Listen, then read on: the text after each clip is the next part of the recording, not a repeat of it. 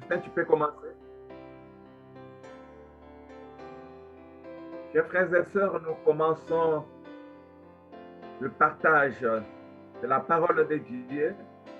Nous continuons sur le même thème. Il y a 3 dimanches.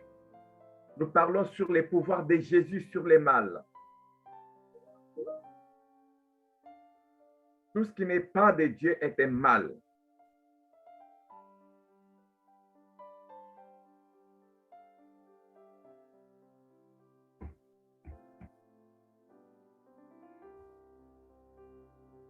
Nous parlons donc sur les pouvoirs de Jésus, sur les mal. Tout ce qui existe qui ne plaît pas à l'homme, tout ce qui existe qui fait mal à l'homme est un mal. Et tout cela vient de Satan. Nous retournons dans la lecture de Matthieu chapitre 10. Matthieu chapitre 10, versets 5 à 10. Nous lisons la parole de Dieu. Jésus venait de faire le choix des 12 disciples. Il venait de faire le choix des 12 disciples et il les envoie. Après leur donner les instructions suivantes. Donc, je commence au verset 5. Ce sont les 12 que Jésus envoya après leur avoir donné des instructions suivantes. Les instructions que Jésus donne sont très importantes. Il dit, n'allez pas vers les non-juifs et n'entrez pas dans les villes des Samaritains. N'allez pas vers les juifs, les non-juifs, n'allez pas vers les non-juifs, mais et n'entrez pas dans les villes des Samaritains. Allez plutôt vers les brebis perdues de la maison d'Israël. Alors, vous comprenez vous-même que Jésus envoie ses disciples vers les brebis perdues de la maison d'Israël. Les brebis perdues. Mais ce qui me touche, c'est ce que Jésus ajoute en disant en chemin, sur la route, prêchez en disant.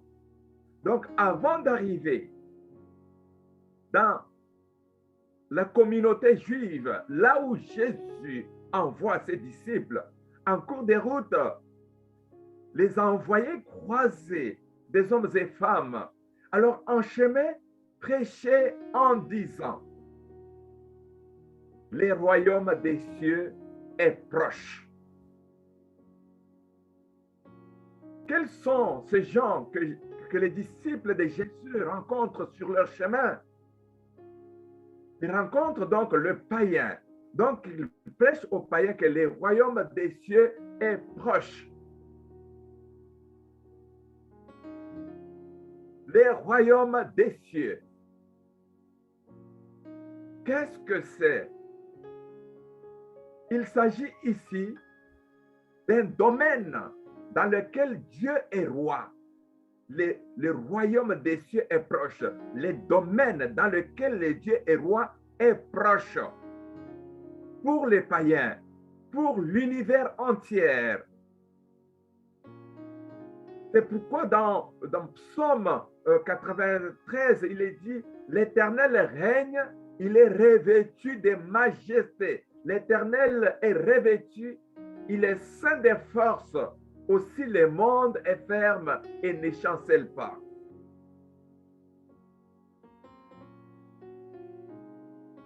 Chers frères et sœurs, le royaume des cieux est proche. Il se caractérise par certains événements qui est décrit dans le verset 8. Le royaume des cieux est proche pour tout le monde, C'est pourquoi il est dit dans le verset 6, 8, guérissez les malades, ressuscitez les morts, purifiez les lépreux et chassez les démons. Prêchez les royaumes des cieux est proche. Les royaumes des cieux est proche. Guérissez les malades. Ressuscitez les morts. Purifiez les lépreux et chassez les démons. Voilà les pouvoirs que Jésus donne à ses disciples, qu'il envoie vers les brebis perdues de la maison d'Israël. Mais sur leur route, les disciples agissaient au nom de Jésus. Chers frères et sœurs, lorsque nous faisons un pas en arrière, nous découvrons que lorsque Dieu créa l'homme, Dieu ordonna que l'homme soit le roi de la terre. C'est ce que Dieu a ordonné à l'homme à l'origine, que l'homme soit le roi de la terre, c'est-à-dire le chef, le boss.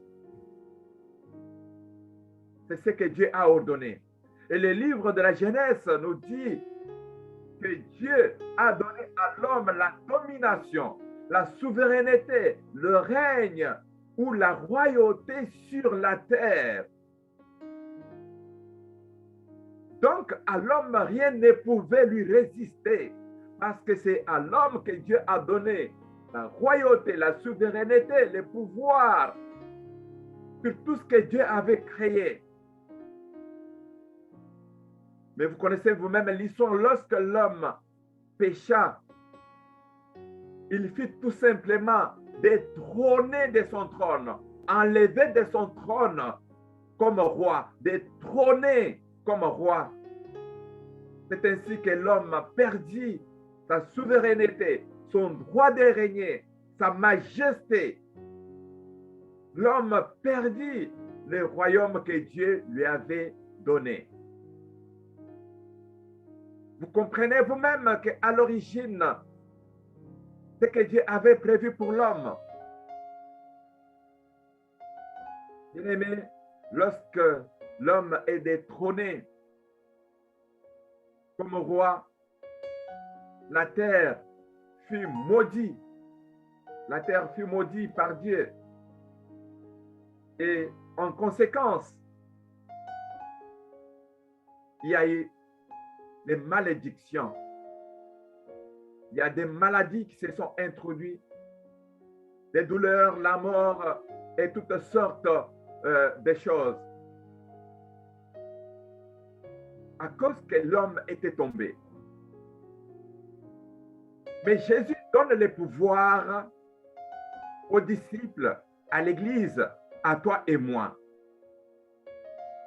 Mais n'oublions pas qu'au commencement aussi, Dieu, le Père, avait donné à l'homme le pouvoir, autorité. Mais lorsque l'homme a péché, il a perdu ses pouvoirs et autorités. Jésus vient, il refait le travail de nous élever à un autre niveau et nous redonne encore le pouvoir sur toutes choses. Mais si l'homme à qui Jésus donne le pouvoir pêche, le pouvoir ne peut pas produire ses effets. Oh, chers frères et sœurs, la terre fut maudite par Dieu. Et en conséquence de cette malédiction, le contrôle de la terre tomba entre les mains de Satan. Lorsque l'homme a perdu, le contrôle de la terre fut tombé dans les mains de Satan. Satan qu'on appelle le prince de ce monde. Jésus lui-même appelle Satan le prince de ce monde. Le prince de ce monde des ténèbres. À cause du péché de l'homme, le prince de ce monde des ténèbres a pris contrôle de la terre. Comme je viens de le dire, par conséquent, Il y a la maladie, les douleurs, la mort, les difficultés dans nos relations humaines, la guerre, les chagrins, l'injustice, la fausseté, la famine, les catastrophes, le coronavirus, parce que les princes de ce monde contrôlent ce monde. Mais avec Jésus-Christ, on nous redonne le pouvoir, même sur le prince de ce monde. On nous redonne le pouvoir et autorité. C'est ainsi que dans le verset 8, dans le verset 7 dit, en chemin, prêchez en disant, le royaume des cieux est proche. Le royaume des cieux est proche. Les domaines dans lesquels Dieu est roi est proche. Donc, entrez dans les domaines de Dieu. Dans les domaines de Dieu. Entrez dans les domaines de Dieu. Le royaume de Dieu est proche. C'est la prédication demandée aux disciples de Jésus-Christ. Et il dit, guérissez les malades. Frères et sœurs, la maladie vient du diable. Le coronavirus vient du diable. Luc chapitre 13, 16, la parole de Dieu dit, et cette femme qui est une fille d'Abraham et que Satan tenait liée depuis 18 ans, ne fallait-il pas la délivrer de cette chaîne les jours du sabbat? Voilà comment Jésus se défend lorsqu'il guérit. Donc, qui tenait cette femme liée à la maladie pendant 18 ans? Luc 13, 16, c'est Jésus qui nous révèle cela. Et cette femme qui est une fille d'Abraham et que Satan tenait liée depuis 18 ans, ne fallait-il pas la délivrer de cette chaîne le jour du sabbat? Je vous fais cette lecture pour vous prouver que la maladie vient du diable. Chers frères et sœurs, Jésus dit, guérissez les malades. Mais Jésus a toujours dit que ta foi t'a guéri. Ta foi t'a guéri. Ta foi t'a guéri. Raison pour laquelle Jésus dit, prêchez, prêchez, prêchez. Sur votre chemin, prêchez et guérissez. Le geste de guérir vient après la prédication. Ta foi t'a guéri. La foi vient de ce qu'on entend. Ce qu'on entend vient de la parole de Dieu. Chers frères et sœurs, le pouvoir nous est donné. Le péché nous empêche. Le péché nous empêche d'exercer notre ministère qui nous vient d'en haut. Guérissez les malades, tout type de maladies. Et coronavirus fait partie des maladies. Ensuite, il dit, ressuscitez les morts. Ici, il s'agit de la résurrection. Qu'est-ce que ressusciter les morts? C'est ce qu'il demande à ses disciples, ressusciter les morts. Ressusciter des morts, bien-aimés, c'est passer de la mort à la vie. Passer de la mort à la vie. Autrement dit, faire passer quelqu'un de la mort à la vie. C'est ce que Jésus a demandé à ses disciples, de faire passer les gens sur leur chemin de la mort à la vie. Autrement dit, de les réveiller, de les relever, de les réveiller, réveiller par la parole, de les réveiller, de les relever par la parole. C'est la parole qui est à l'origine de toutes choses. Mes frères et sœurs, Jésus lui-même disait, je suis la résurrection et la vie. Celui qui croit en moi vivra, quand même il serait mort. Quand même il serait mort, vivra. Qui est cette personne? C'est cette personne qui a écouté la parole et qui a accepté Christ comme Seigneur et Sauveur. C'est cette personne-là qui va, alléluia, qui va ressusciter, qui va faire le passage de la mort à la vie. Prêchons la bonne nouvelle. Le royaume des cieux est proche. Alors guérissez les malades. Les fruits du royaume des cieux, les malades sont guéris. Les morts sont ressuscités. Les morts sont ressuscités. Les lépreux sont purifiés. Les démons sont chassés. Voilà les fruits du royaume des cieux. Prêchez. Ensuite, il dit, purifiez les lépreux. Chers frères et sœurs, nous devons savoir que dans toutes les cultures, la lèpre était considérée comme un signe de la malédiction. La lèpre comme un signe de la malédiction de Dieu. Alors, à cause de la lèpre, des gens étaient rejetés hors de la société.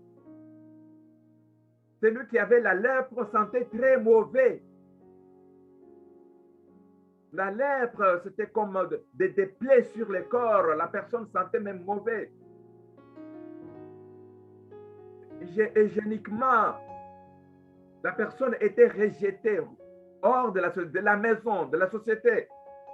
Et la personne qui avait la lèpre allait vivre dans des grottes en brousse. Chers frères et sœurs, Jésus ordonne à ses disciples, quand j'ai dit ordonne à ses disciples, toi tu es avec moi, nous sommes les disciples, de purifier la lèpre, les lépreux. Nous nous rappelons de l'histoire de Myriam qui était frappée de la lèpre. Myriam, la sœur de Moïse et Aaron. Et Dieu avait ordonné à Israël de ne plus se déplacer, d'attendre la guérison. Une semaine après, Israël avait repris la marche vers la terre promise. Ils étaient frappés de la lèpre. Myriam était frappée de la lèpre parce que Myriam avait parlé mal contre Moïse. Vous vous rappelez aussi de l'histoire de Naaman, chef de l'armée syrienne, et Dieu avait frappé aussi de la lèpre.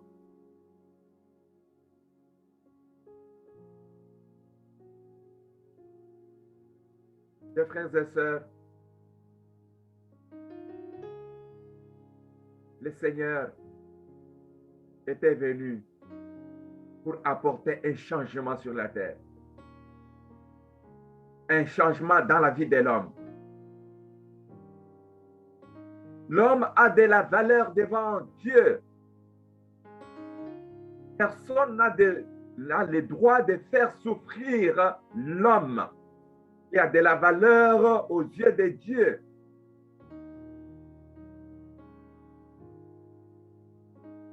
Chers amis, il existe la lèpre physique et la lèpre spirituelle. Il y a des gens qui se sont exclus de même du domaine où Dieu est roi. Ils se sont exclus. Il y a des hommes et femmes qui sont exclus du domaine où Dieu est roi.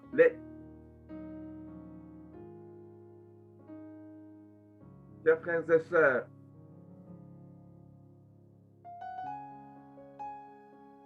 la lèpre spirituelle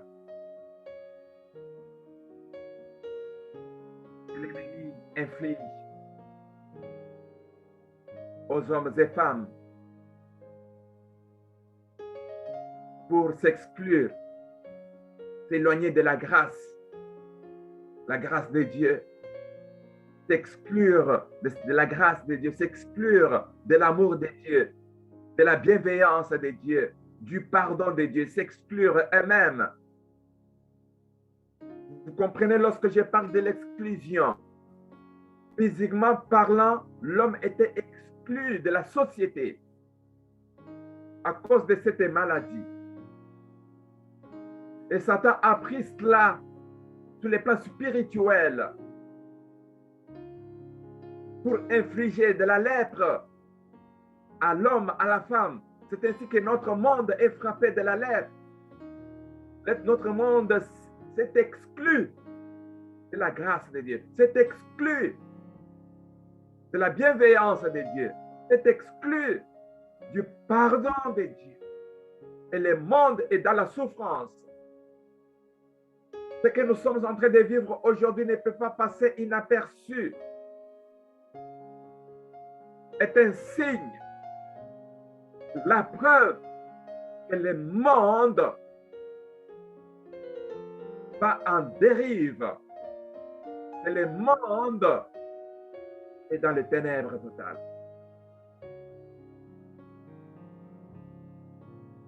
Chers frères et sœurs, allez vers les brebis perdues de la maison d'Israël, mais en chemin, prêchez et dites, le royaume des cieux est proche. En chemin. Ensuite, Jésus ajoute, chassez les démons. Mes frères et sœurs, ça c'est très important. Nous sommes tourmentés. Même l'Église est tourmentée. Ce que nous sommes en train de vivre est un tourment.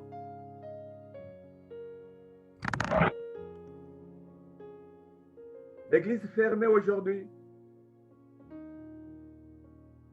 Ouvrir demain. Il y a des conditions. Est un tourment. Nous sommes tourmentés, oui ou non?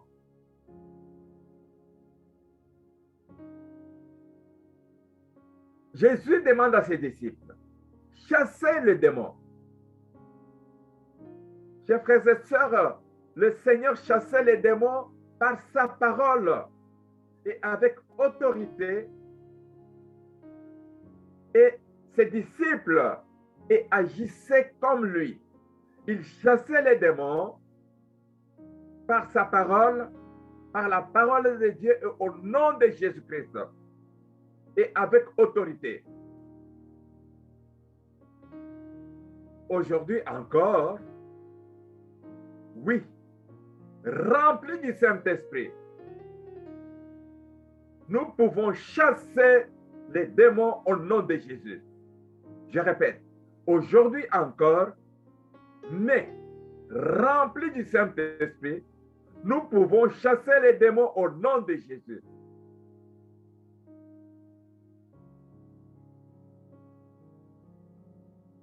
Bien-aimés dans le Seigneur, les démons causent beaucoup de problèmes dans la vie d'une personne. Les démons. Les démons rendent sourds et muets. Les démons rendent sourds et muets. Je peux prêcher, mais le démon a déjà rendu sourd la personne à qui je parle. Voilà le travail qu'il est en train de faire. Les démons ont rendu sourd et muet notre monde pour que le monde n'écoute pas et n'agisse pas. Alors les démons rendent sourds et muets. Les démons rendent aveugles.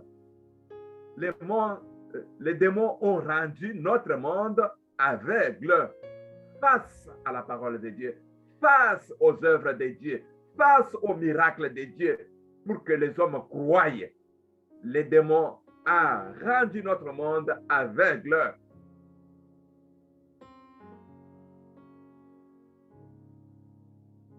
Chers frères et sœurs, vous avez déjà vu des gens qui produisent des convulsions, des gens qui sont tourmentés, leur esprit est tourmenté.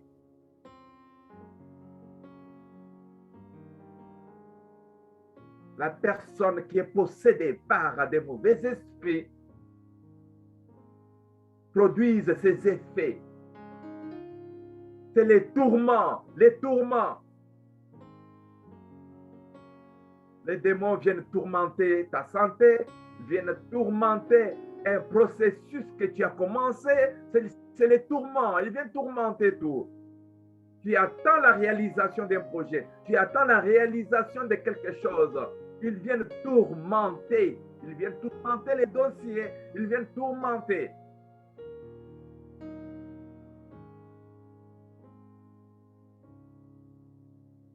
Jusqu'à provoquer le comportement suicidaire que vous connaissez tous.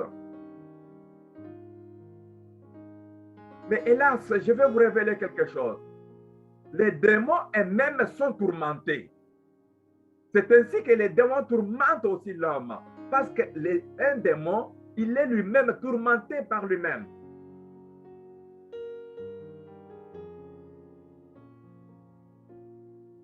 Quand le démon est tourmenté par lui-même, il cherche quoi? D'aller habiter dans l'homme pour que l'homme soit tourmenté à sa place. Parce que lui-même, il est tourmenté. Pour trouver du repos, il va dans l'homme pour qu'il trouve du repos. Il est écrit dans Matthieu chapitre 12, 43. Je vais vous lire. Lorsque l'esprit impur est sorti d'un homme, il va par des lieux arides, cherchant du repos.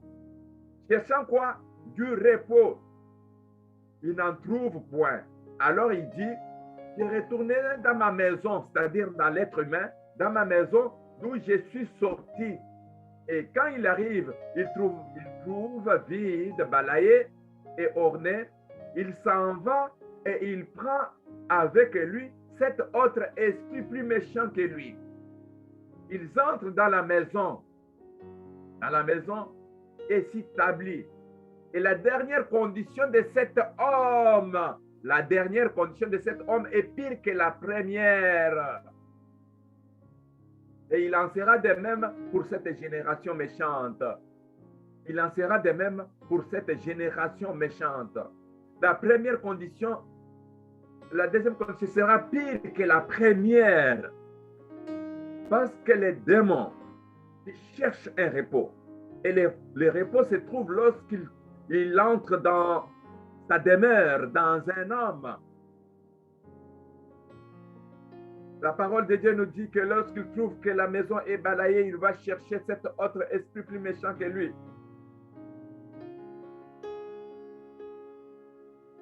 Et alors, regardons, examinons la condition de notre monde d'aujourd'hui. Dites-moi, qu'est-ce que vous voyez? Qu'est-ce que nous vivons? Qu'est-ce que nous traversons? Est-ce que nous vivons bien? Chers amis, la condition de cette maladie de coronavirus doit nous interpeller, doit interpeller nos gouvernements, doit interpeller notre monde.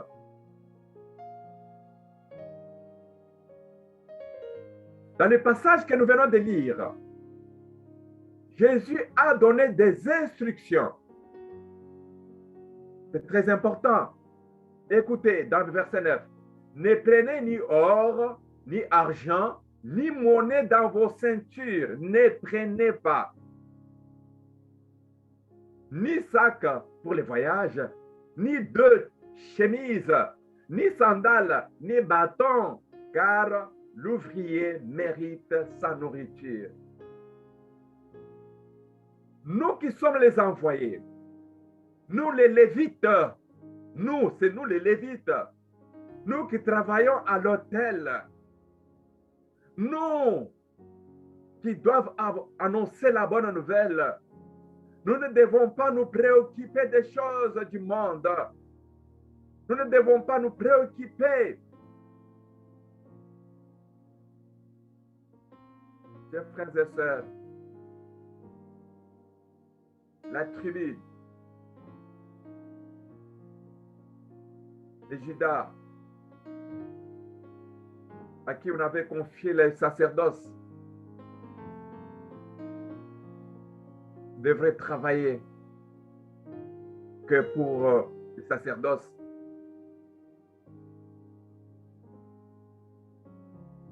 Tous les grands prêtres dans l'Ancien Testament, regardez comme il faut. Tous ceux qui travaillaient à l'autel n'avaient ni terrain, ni bien.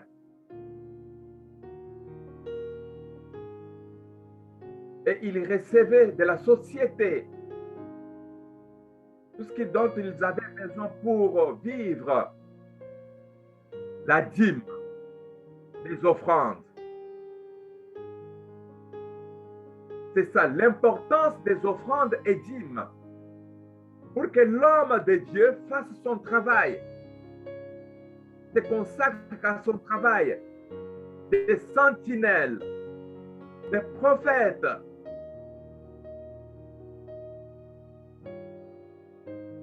Ne prenez ni or, ni argent, ni monnaie, ni sac, ni chemise, ni sandales, ni bâton.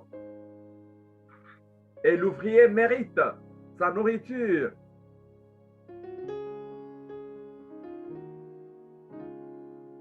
Chers frères et sœurs, en réalité, nous ne devrions pas nous embrouiller dans les choses de ce monde. Nous devrions nous consacrer totalement à la mission pour laquelle nous sommes appelés. Le pasteur aujourd'hui se retrouve en train de faire autre travail pour pouvoir survivre. Et pourtant, il ne devrait pas faire ça. Mais c'est le monde qui a amené le pasteur à combiner. Mais cela n'est pas dans le plan de Dieu. Cela n'était pas dans le plan de Dieu. Jésus envoie ses disciples en leur demandant de ne pas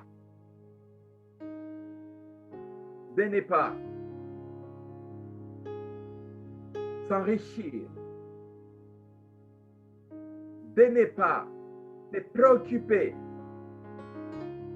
des autres choses, d'avoir foi en celui qui les a envoyés, qui est le pourvoyeur, qui allait pourvoir à leurs besoins de A à Z.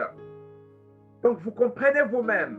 Donc pour guérir les malades, pour ressusciter les morts, pour purifier les lépreux, pour chasser les démons, je ne dois pas me charger d'autre chose.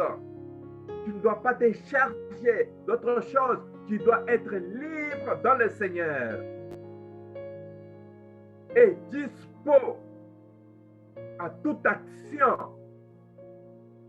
dans le nom de Jésus-Christ.